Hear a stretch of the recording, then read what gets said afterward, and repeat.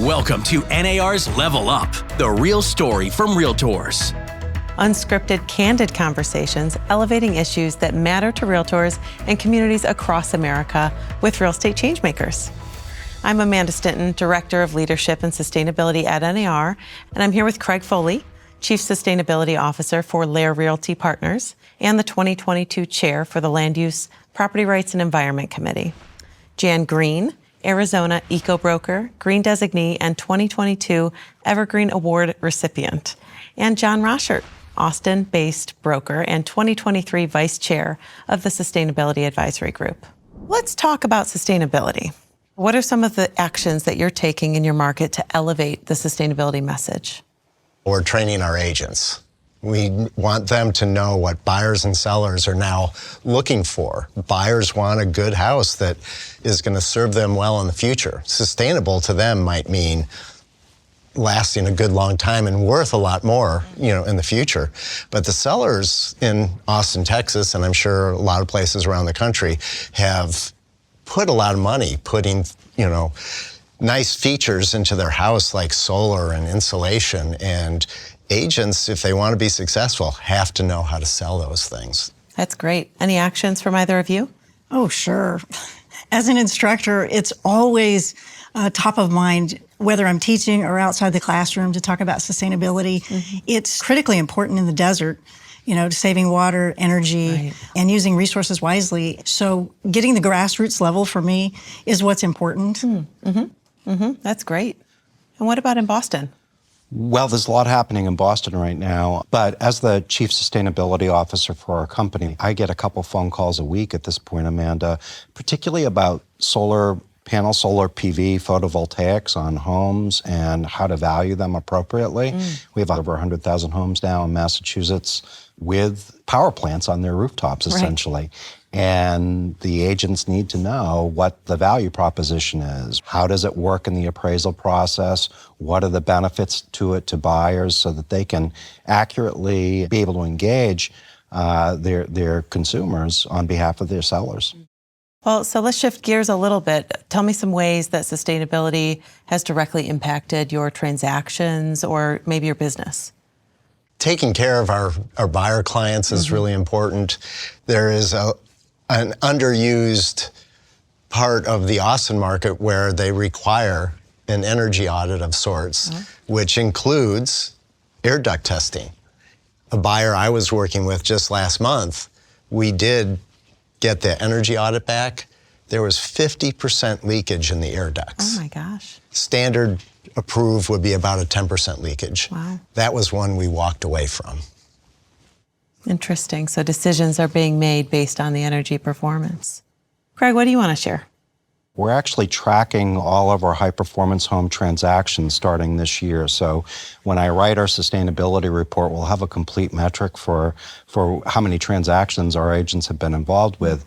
And I think it's going to blow people's minds with what this actually means to a company's business. The value proposition is very clear, but if you're not knowledgeable and competent in this part of the marketplace, I think it just looks awkward. And so our team is really doing a great job in terms of understanding the value proposition and being able to communicate it organically, with home buyers, which is really important. That's great. And I love that you're measuring the impact in your market, and you all touched on education and confidence as a driving factor for your transactions and your business.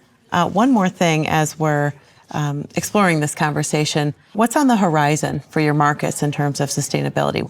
We can do so much more in working with our clients on talking about the cost of owning a house. If you bought a car, you would look at the miles per gallon. And if you buy a house, what is the cost per year of running that house? We have so much good training in the green designation, which is about the house, but there's different communities which offer different benefits. NAR teaches smart growth, which identifies which areas are going to be real popular, and how much money you can save if perhaps you can live with just one car. So the difference between a far out community, you might be able to afford that house, but your cost of living might be a lot higher. And the better the agent can look at where growth is going, where the city is investing in infrastructure, can make a huge difference in the long run. That's very interesting. What's ahead in Arizona? Oh boy, there's lots going on in Arizona. So as a former director, I started the sustainability committee. And the exciting thing about that is bringing sustainability to the association. And I've just recently heard a snippet that they're looking at a sustainability plan for the association, which has about 9,000 members. And I just hope that conversation continues because we have so many things that are important in Arizona, from energy to water. Water's a huge issue. Yes. We have actively managed wells, and then we have a desalination plant that may be on the horizon for Mexico that would lessen their water use, and hopefully we get that water in Arizona. There's so many issues with water too, as far as farmland. We use the same amount of water in the 50s as we do today because of different acts that they've done to save water in their aquifers, manage it. But there's so much more to do because we just had a Tier 1 reduction to our water that we are receiving. So I'm going to see more locally on water saving measures and energy. They're doing well. They're #1 in the U.S. for energy efficient production built homes. Yeah. So Energy Star's big in Arizona. And some cities are looking to pass a 2021 building code. So that's exciting. Definitely something to be aware of if the building code is being updated. So definitely, very much so. Great. One more thing of interest passed by Governor Baker is a beta test, essentially, for 10 communities that would not allow fossil fuels in new construction. So complete decarbonization for new construction in 10 communities. That's part of the reason with my own personal house, we've just gone through a massive retrofit of our house, a deep energy retrofit of a 1898 Victorian, and I decarbonized. I removed the natural gas system, put in air source heat pumps.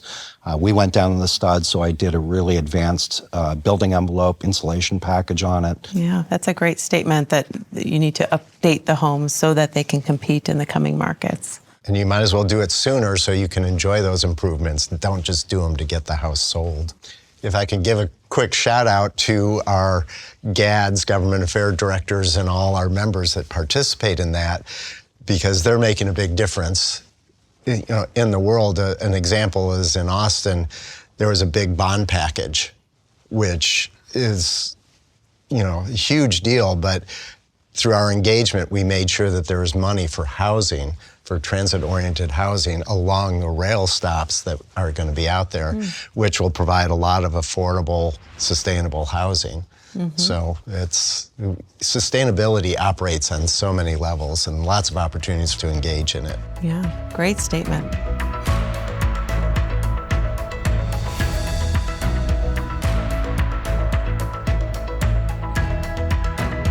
Well, this has been wonderful conversation with the three of you today. Thank you all for joining us. And for more information, please visit nar.realtor.com/sustainability. Level Up, the real story from Realtors.